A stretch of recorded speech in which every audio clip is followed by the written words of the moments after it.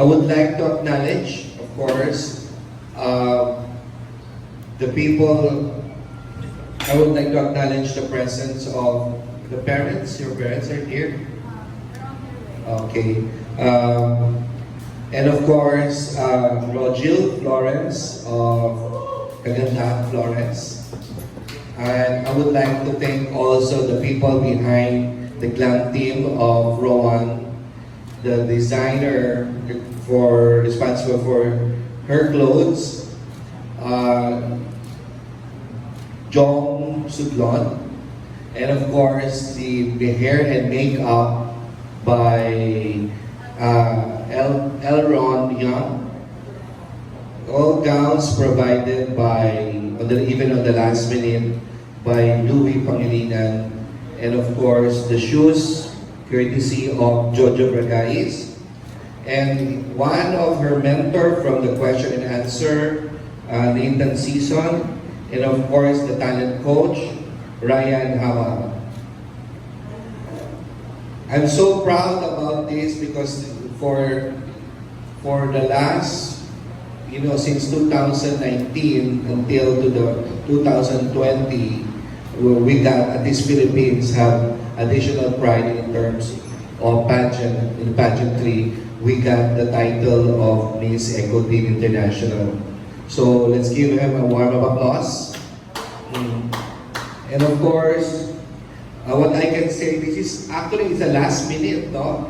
We're not supposed to pagpadala ng candidate sa Miss Eco International, Miss Eco Team International, because of the problem with protocols, problems with, so where we're having a hard time. It was a last minute preparation.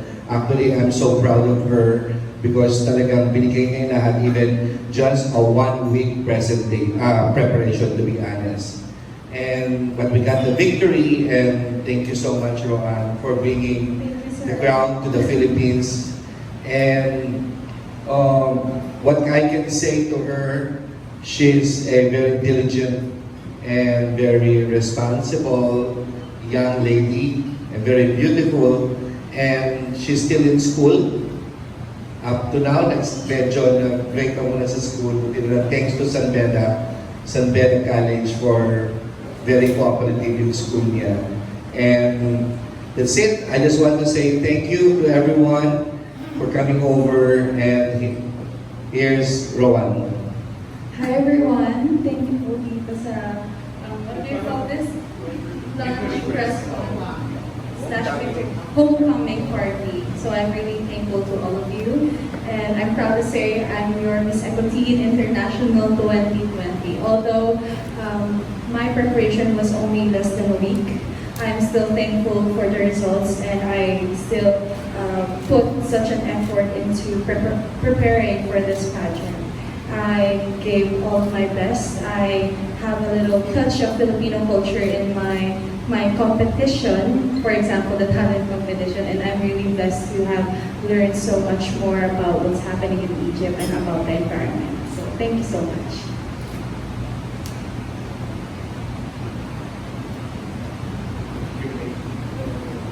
At this point, we'll now open the Q&A segment. So if you have, I'm sure a lot of you have a lot of questions to ask her.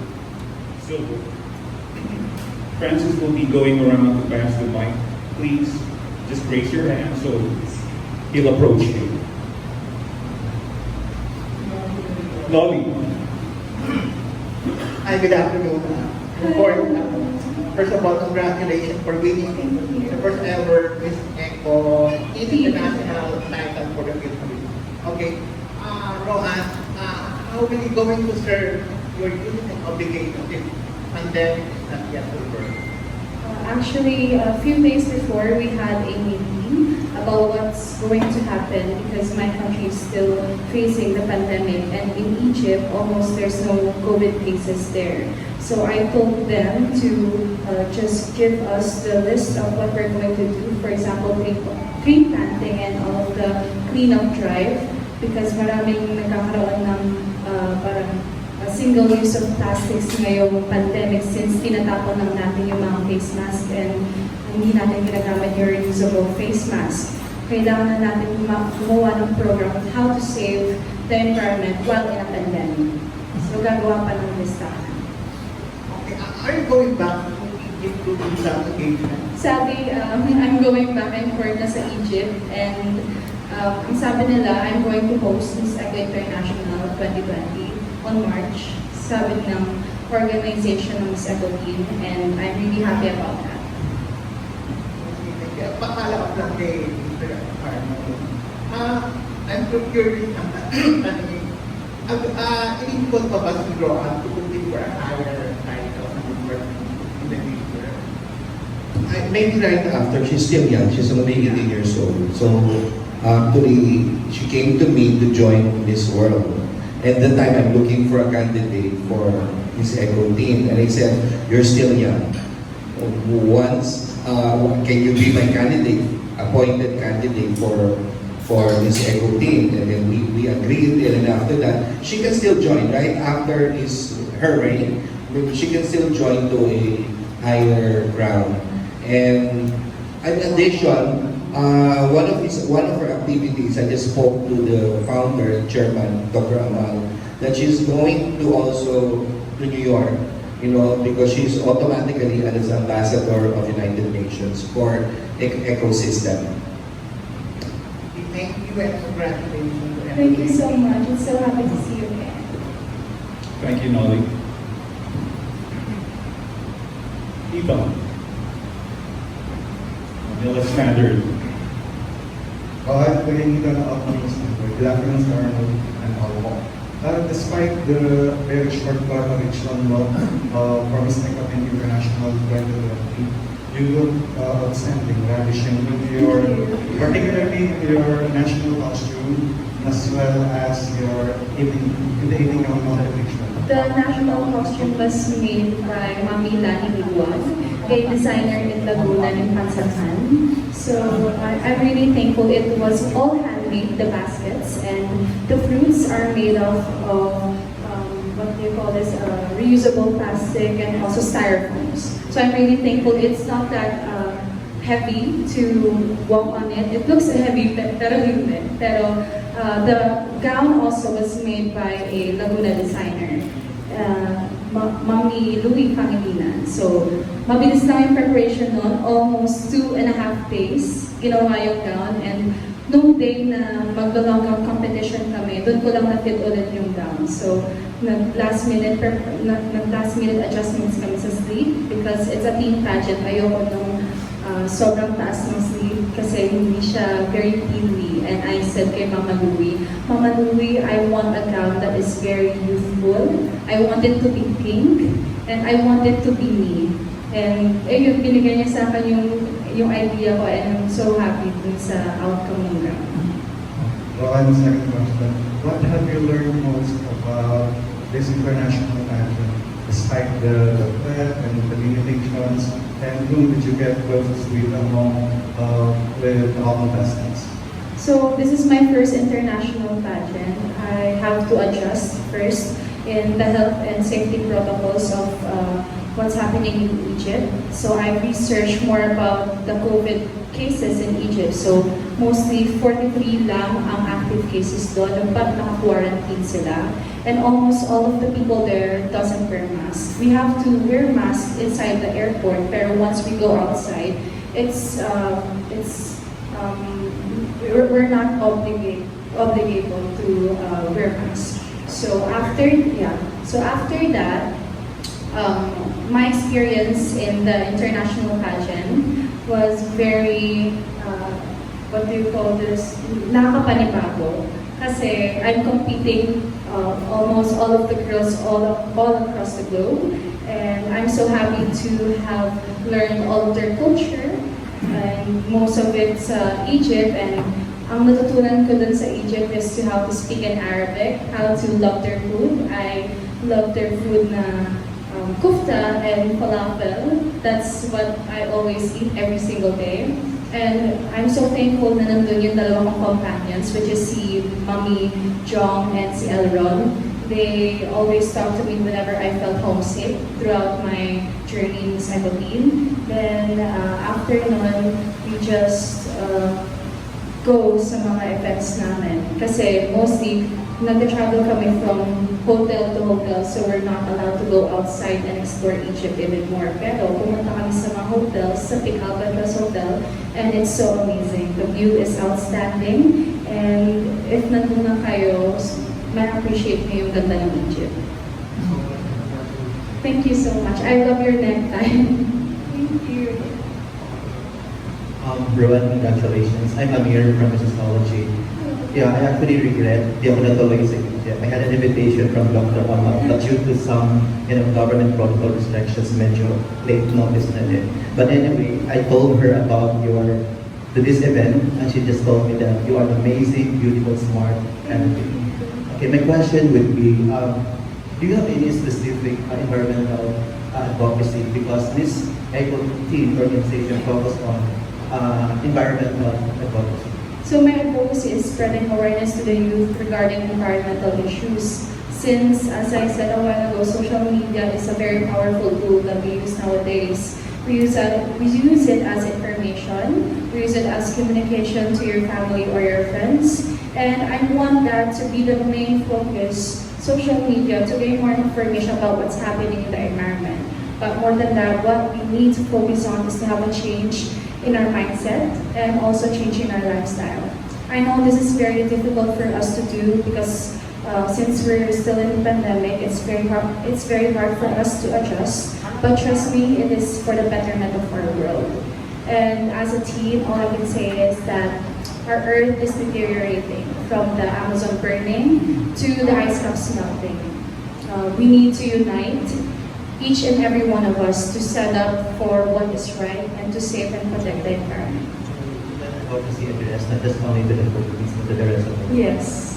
Congratulations. Yes. Because I'm here to represent not only my country, but also the people all across the globe. So I'm really thankful that Miss Ecoline International gave me this opportunity to address what's happening into the environment. Thank you so much. Thanks, Amir. Jay. Hi everyone, congratulations and to Miss World Philippines Organization, Arnold. And Roan, I just want to ask, when you arrived in Egypt, you were 19 when all of you? We were 19 when I arrived. I was the 14th candidate. And after 3 days, all the girls went there and ang expected is for 30, but the other candidates cannot come because of the pandemic. So we're only 19 candidates who competed for the crown. Okay. At what point in the competition did you feel or realize that you had a big chance to win the crown? Actually, my first day, all throughout my journey, there's a certain doubt on myself if I ever win. Pero there's a certain point there na pumunta ako sa social media ko, I've gone through all of the comments, and grabe talaga yung support ng mga Filipino people. Doon ako kumuha ng confidence. Every time na tinitignan ko yung social media account ko, sabi nila, congratulations, bring home the crown, you have a big chance on winning, and that made me believe myself even more. Actually, the first day that I arrived in Egypt, sinabihan ko yung companions ko, sabi ko, I'm scared because it's my first international pageant. What if hindi ako manalo? Palagi ko sinasabi sa sarili ko, what if hindi ako manalo? What if natapilok ako? And what if I'm not good enough to win the crown? Ayun yung sinasabi ko always sa sarili ko. So, sabi ni Mami Jo, law of attraction yan. If you manifest to get the crown, makukuha mo yung crown na gusto mo. So always be positive, and sinabi din ng Q&A mentor ko, whatever happens, kung sa'yo talaga yung crown, ibibigay yun sa'yo. Always pray and always have faith in yourself, always have the confidence in you. And buti naman na ano pa yung sa pageant ko, hindi na ako kinabahan nun kasi sabi ko, I'll just have fun. Kasi nasa ibang bansa ako and I have more to learn. And yun, that's it. I'm so happy sa result. So who was your toughest competitor for you? Actually myself, because it's in me kung mag-exert ako ng best effort ko to join this pageant. Kasi may mga ibang candidates na okay na sila sa in-exert na lang effort, like okay na sila sa pinod na lang effort sa pageant. Pero ako, I want to exert all of my effort dun sa pageant na yun. Kaya every single day ng mga event primes, nagpipray ako and sinasabi ko sa sarili ko, I want to put some of the Filipino culture touch dun sa mga ginagawa. Kaya almost every labas ko, every gowns and dresses that I wore, it's all made by a Filipino designer. I want to showcase their talent to the whole world. Okay, my final question is, how was the experience competing along with Miss Netherlands, Daniel Gol, who was your predecessor in Bukianan Sampaw? Actually, Daniel Gok is my best friend.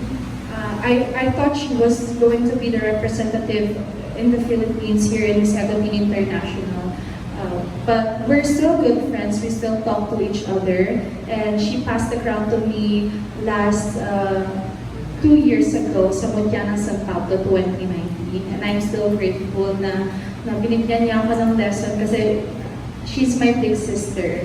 Napaka-thankful ako sa kanya na binigyan niya ako ng mga lessons on how to walk, on how to speak like a queen. And really thankful ako na naging part ko siya sa life ko. Thank you very much. Congratulations. Thanks, Jake.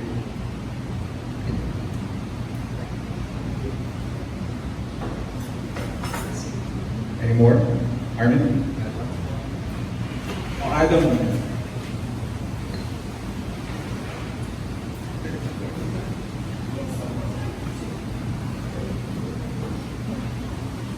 Before anything else, I would like to acknowledge the parents of the mom of Roan, Mrs. Tamondong, and also the makeup and hairstylist, Elton Young. Elton, right? Aaron. Hi, Roan. Hello. I'm Adam Hinata from the Adam G. I would like to ask, now that you won, what do you think this crown means to you, considering that you're only 18 years old? Actually, this crown is not only a success for me, but also a success for each and everyone who supported me all throughout my journey. And as I said a while ago, less than a week of preparation, though it is impossible for a Filipina to win for herself. Kaya I dedicate this to the person who helped me, my mom, my dad, my makeup artist, all of the people who helped me go through this to where I am today. And also, I want to be the voice of change to the youth. And ayun talaga yung purpose ko in joining Miss World Philippines. And I'm so thankful na binigyan ako ng opportunity ni Sir Arnold na i-represent yung Philippines on how to preserve and care for the environment. So I'm really thankful. So do you think you were meant for this? I think this is my destiny to win this crown. Kasi it's impossible for a Filipina to win this kind of crown in less than a week. So I think it's my destiny. That's all I can say.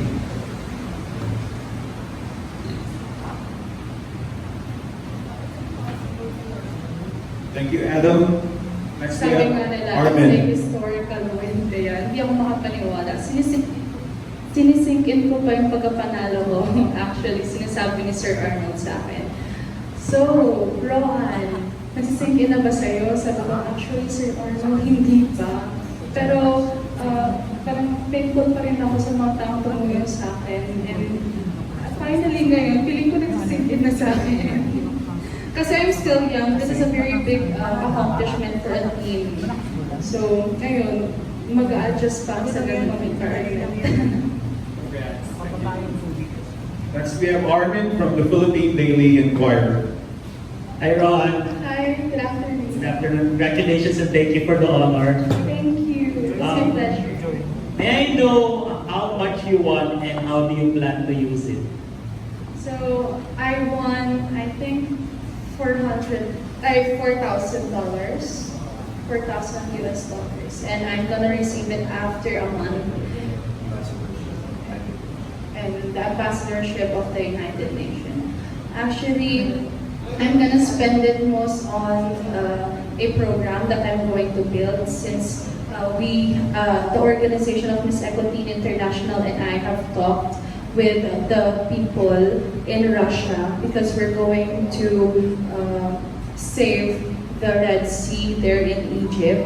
I'm gonna recruit some of the young Filipino people here in our country to donate some of the money, and I will donate partially of my money to that, and I hope we can save the environment there in Egypt. Kasi the environment there and the ecosystem there in Egypt is very poor. Hindi nila masyadong, as I said a while ago, hindi nila masyadong pinaprioritize yung environment nila doon. Thank you. Any more questions? Hi, Roan. Ferdy from Miss Quality and Ribbon College. My question is, how was it competing, kasi may COVID tayo eh. How was the atmosphere? Did you get to talk one-on-one with every candidate? Who was your best friend that time? Actually, I have to adjust with the health and safety protocols because in the Philippines now, we always wear face shield and face mask. So pagkalapag ko dun sa Egypt, we have to take off our masks because some of the Arabic people are getting disrespected when it comes to us wearing a mask. I have that incident myself. Kinuwento ni Mama Jong yun about their ride there papunta dun sa store na pupuntahan nila, and the people there are looking at them because they're wearing a mask. And they said, "Why are you wearing a mask? There's no COVID here." Ayun lang sinasabi nila. And that's what they told me. It's an insult to them. Ayun. Yes. And my journey there in Miss 17 International was amazing. I have met a lot of beautiful, outstanding, and smart girls from all across the globe. And my best friend there would be the one that I told last time. It's Miss South Africa. Miss South Africa was the first candidate to ever went into my room, and she asked me like, how are you feeling about your flight? Are you stressed and everything? She's really nice, and she taught me one South African word. It's called donkey. Donkeys, like their word of saying thank you. So after she went to South Africa, I told her, donkey for everything. Thank you for everything. So like that's, I'm really thankful for her, and she's super nice, and I can't wait to meet her again. Thank you. Thank you. The next question is from Jay from Pageant Trend. Hi, Roan. Hi, good afternoon. Good afternoon and congratulations Thank to you you. and also to the Miss World Philippines organization. So my question is, what was your first reaction nung na-appoint ka as a Miss Eco-Teen Philippines? So my story about Jan. So we're having a dinner. Then my dad and my glam team were saying, Roan, can you say your name and the Philippines? Kunyari nanalo ka ng Miss World Philippines. So I said, Tamondong, Philippines. Then I got a call from Mama Jong and Sir Arnold Bigapria. Sabi nila, Roan, do you want to be the representative of the Philippines in this year's Miss Equity International? Sabi ko, sorry po, meron na po tayong rumored na representative. She's my friend po. Confirm na po ba yun? Sabi ni Sir Arnold, wala po kami na-appoint. Gusto mo ba? Tapos sabi ko, sure po, why not? Pero you have to leave next week. Sabi ko kay Mama, kaya ba natin yun?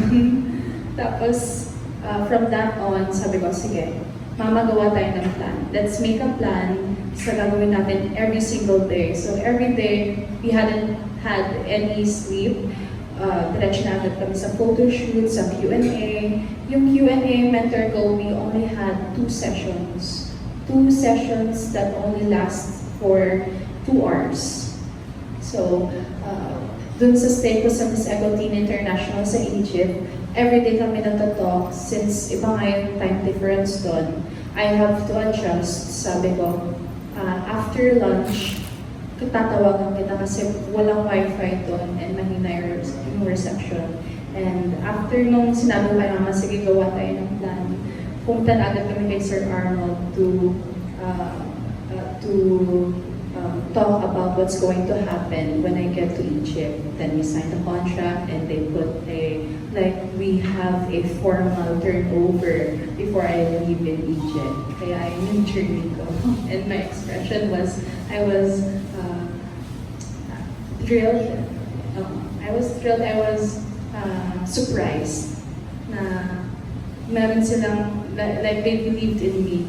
Kasi it's very hard for a young teen like me to represent the whole country at a young age. So I'm really thankful na merong part si Sir Arnold sa akin na binibilib ako na pinagkakatiwalaan ako. Kaya thank you, Sir Arnold. Another follow-up question. So how did you prepare for this pageant? We prepared for less than a week. And sabi ko nga sa kanila, kino-congratulate ako ng mga camping ko. Sabi ko, huwag niyo ako i-congratulate, congratulate yourself. Kasi I'm not gonna be in this place if it wasn't for all of your help. So, congratulate yourself and I'm really thankful na tinulungan niyo ako. And tingnan niyo naman sa nangyayari ngayon, despite of this pandemic, despite of me being away, being thousands of miles away from you, we made it work. Kaya thank you to everyone. Ayun sinabi ko. Thank you. Question for ALV.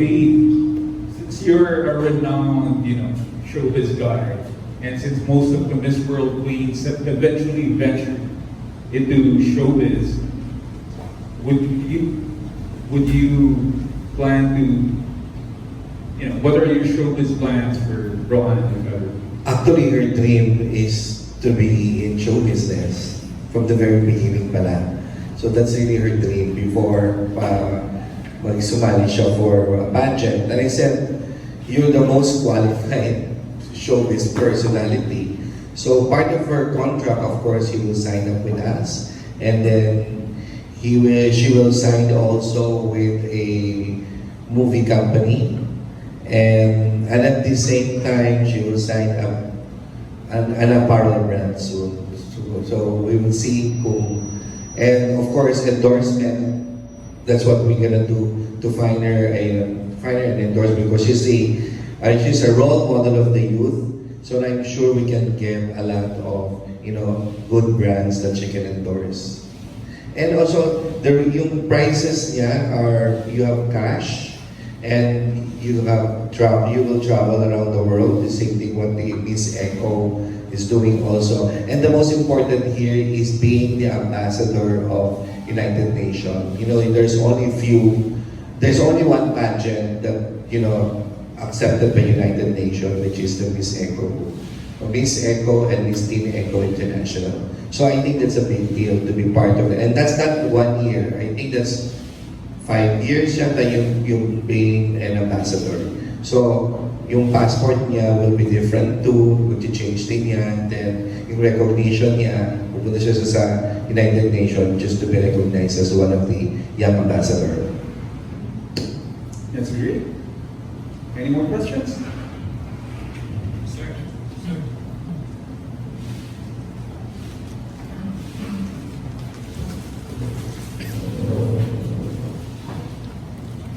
Hi, good afternoon, Roan. First off, congratulations. Thank you so much. And I'm Francois from Agenac, Philippines. Okay, so we've been mentioning a while back that you're a role model for the teens. So my simple question is that, what does it take to become a role model? Actually, to be a role model, ako, personally, I don't consider myself before as a role model. May nag-chat sa akin, sabi niya, Roan, you are my idol, you're my inspiration. And that has me in my heart, like sabi ko, bakit kaya ako naging role model? First, it's my accomplishments at a very young age. I'm really thankful for that. Because ever since I was joining in pageantry, it's not only for myself. I want to be the voice of change to the youth. Yung palagi kong pinopoint off every time nag-join ako ng pageants. And I'm really thankful na binigyan nila ako ng ganitong opportunity to share it all across the globe. And I'm really thankful na hindi lang ako yung ini-inspire na ibang tao, pero yung mga taong tumutulong sa akin all throughout my journey. So, thank you. You're welcome. Thank you so much. Congratulations once again. Hi, Sir ALV. I have a question for you po. I would like to ask, what made you choose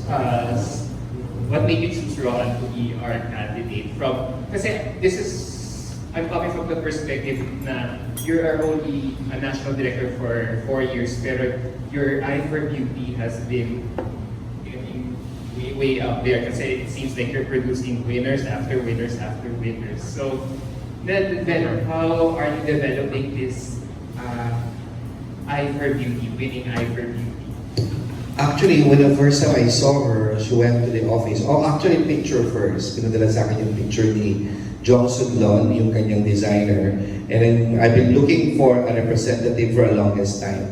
To a point na lang. So, I can't find a representative. So I said, I asked Johnson Lon if you can help me. And then he said, I have this candidate, but he wants to join this world. So when I saw the photos, and she's 18 years old, sabi ko, ito na yun. But I wanna see her in person. I wanna talk to her. So she went to my office, and I can feel something that she has an X factor and an explainable personality na meron. And I go, oh my God, this is it. The same thing what I felt on mga dating queens na nanalo. Same thing what naramdaman ko. Sabi ko, ay ito na yun. Ito na siya. Siya na yung representative. So I stopped looking for a candidate na represent. So kasi it's 1 week na lang wala pa akong representative. So after that, before that, ang dami nagpapadala, pero wala akong nagugustuhan. So, alam mo yung kailan yung pulso, nandun pa rin yun eh. So, paparamdaman ko yun na yun. So, hindi ko na siya tinigilan. So, after that, I spoke to her, and then I set a meeting with your parents. So, yun na yun. So, thank you for allowing Roan to be our representative. Now, she's now the pride of the Philippines. This is the parents of Roan, Mr. and Mrs. Tamondong. And thank you for the trust and confidence. At least, nagka-corona ang Pilipinas at na-recognize sa buong Actually, Sir Arnold, hindi ako sanay na wala yung parents ko.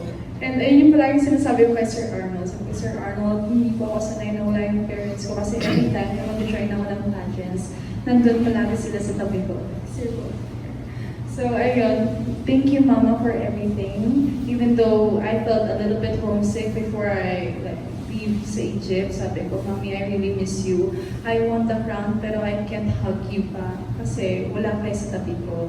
Kung pwede lang kayo nandito ngayon, ibibigay ko sa inyo yung crown and yung sash kasi kayo yung panalo. Kasi hindi ako hindi dahil sa inyo. And I'm really thankful for that. Can we have a few words from the parents? I'm sure you're all very proud of your daughter.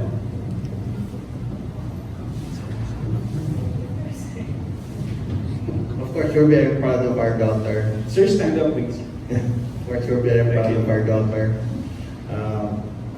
We have no words to say. We're just very happy for you. Yeah, thank you. And the mom. Good afternoon, everybody.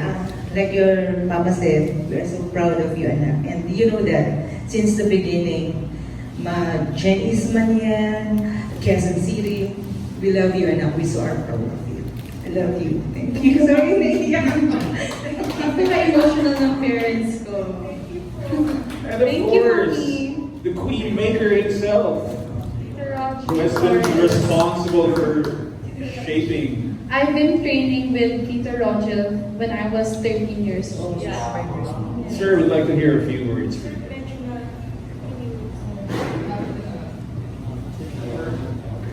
First of all, congratulations, Roan. Just like what Roan said, she started training with us when she was 13 years old. The moment I saw her, I saw the huge potential in her. Tapos pinanong ko, ilang taon ka na ba, Ineng? I'm 18. Now, pero nung tinanong kita kaagad, di ba? Nung una tayo nakita, 13 years old, sabi ko, 13. 5 years. Sabi ko, sige na nga. So, she did. So, sa mga ilang batches ng mga beauty pageants na rin, like Miss World, nag-Bilibini. And throughout the years, napuna talaga siya. Kaya kitang-kita naman po talaga yung kanyang stage presence, yung sa kanyang sa pasarela. Actually, it was due to 5 years of training. And again, congratulations. You have a bigger responsibility now. Thanks to you, sir.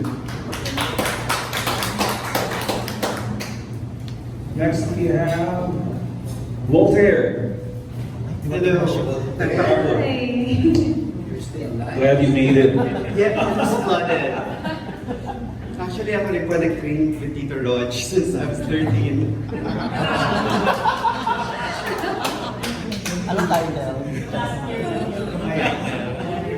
I'm so glad to see you and I'm also so happy for you. Yes, I remembered po nung Miss Teen Tourism, ikaw po yung judge and we talked po sa one-on-one interview and I'm so happy to have met you personally ulit after years of not seeing each other. And I knew then that, you would go far and look where you are now. But now that you have the crown, and you've come home, given so much joy to the organization and to the country, what is your Christmas wish for yourself, for your family, and for the country? Actually, ang totoong Christmas wish ko before I landed in Egypt is to bring home this crown. And nagkatotoo naman, and I hope you like my Christmas gift to all of you. And my other Christmas wish is for myself, is to actually love sa family, love sa friends, and to the people I meet. I hope whenever I smile to each and every person that I meet, I hope it spreads joy and happiness. Kasi bibihira sa taong humiti at nakakabago ng perspective all throughout the day sa ibang tao. Kaya I hope I can spread happiness, joy, and love to the people that I meet. And that's my Christmas wish to every person here and to all of the people across our nation. Thank you. Thank you. I'm so glad to see you again. Yes. Chika ma'am. No follow-up. Okay. No, one of the things I was really curious about when you were in Egypt and when you were traveling, what was it like walking around without a mask? Or did you wear a mask? Was that question asked? No. Okay. What was that like? Actually, we have to remove our masks the second we landed in Egypt. As I said a while ago, ang daming naiinsultuhan pag mamask kami. And I have a story for that. Kasi si Mama Jo pumunta sa store wearing a mask, silang dalawa, and they said, "Why are you wearing a mask? There's no COVID here. Take off your mask." Pagalit pa tayo lalaki na yun. And sabi ko, Mama Jong, I know it's very hard for us to adjust, pero kailangan natin mag-adjust dito since nasa Egypt tayo. We are in a different country and a different culture. We need to respect yung mga sinasabi nila, and I hope at the end of this journey, magna-negative tayo for swab test. Ayun yung sinabi ko. Kasi I was very scared dun sa swab test. And yung swab test pala sa Egypt is very different here in the Philippines. Yeah, they have their own and it's painful. Ayun ang masasabi ko. Yun. And last question, since now you're with ALV, the best talent manager in the country, have your plans changed of what you're going to be doing? Are you going to be going into showbiz? Are you going to be exploring that?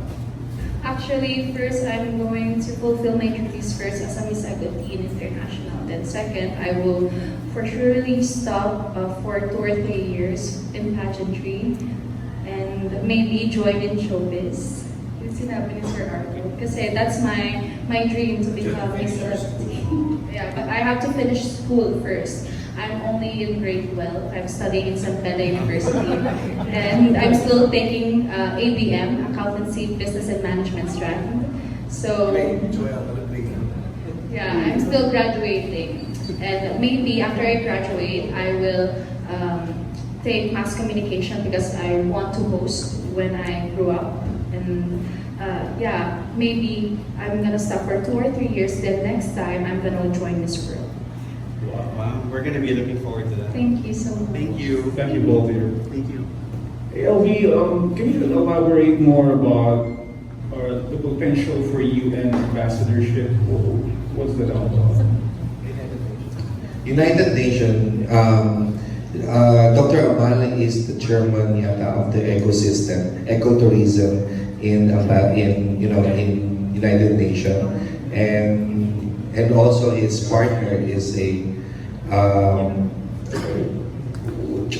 handles the chairmanship of the ecotourism. So they are considered now as, because they're considered, being a beauty queen is an ambassador of goodwill. So considered lahat ng nananalo sa Eco International, automatic may award sila at recognition from the United Nations. And they have to work also in United Nations or the activities of the ecotourism. You want to add to that? I was surprised kasi hindi ko alam na kasama pala yun sa prize ko. Ngayon ko lang nalalaman yung mga details and I'm so happy. It's a big accomplishment for me to be a spokesperson and to be an ambassadress on how to save the environment, and I'm really looking forward to that during my reign.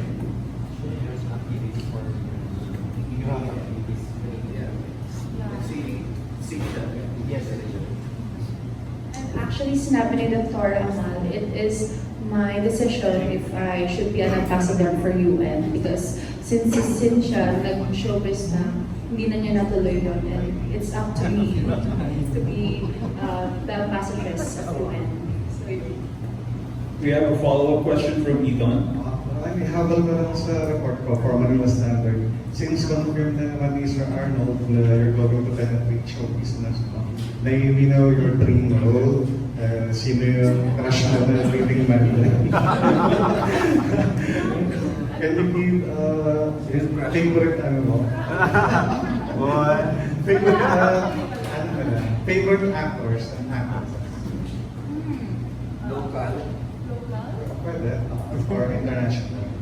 Favorite dream role mo? ang favorite actress ko would be Bea Alonso. Kasi, nung nag-start ako ng pageantry, ang dami nagsasabi sa akin, kamukha ko daw si Bea Alonso, pero hindi ko naman nakikita. Pero hindi ko nakikita kasi ang napakaganda niya.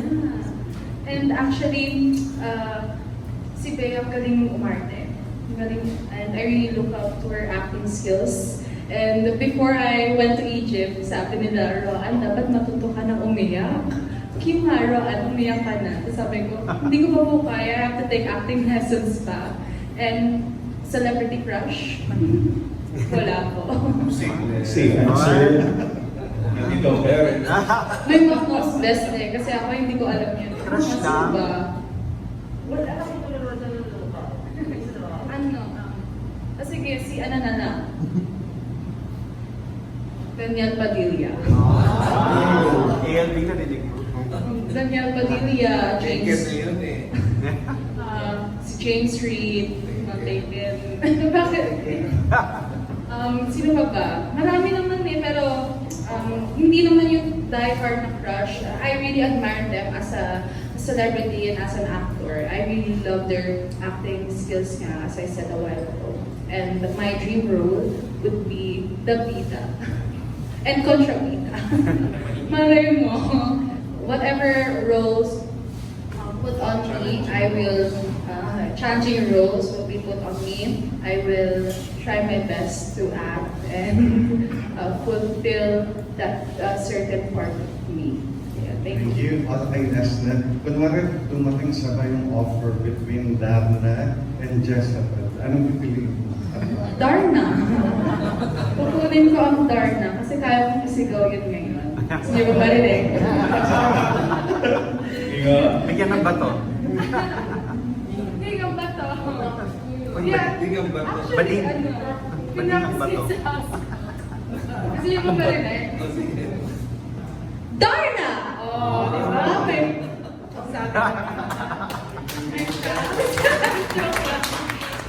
Thank you so much. Ang saya ng press con natin ngayon. I thought it was gonna be super serious, pero nakakatawa. I'm really thankful na pumunta kayo ngayon dito kasi despite of this pandemic, and alam niyo naman, the small gathering lang, pwede lang is 30 people and below.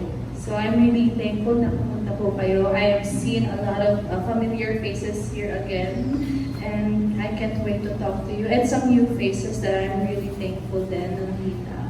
And I'm really thankful na nakilala ko kayo, and I think you're gonna be part of my life forever. Thanks, Roan. And since I'm sure a lot of you are dying to have your one-on-one interviews with her, let's cut the Q&A short and to give you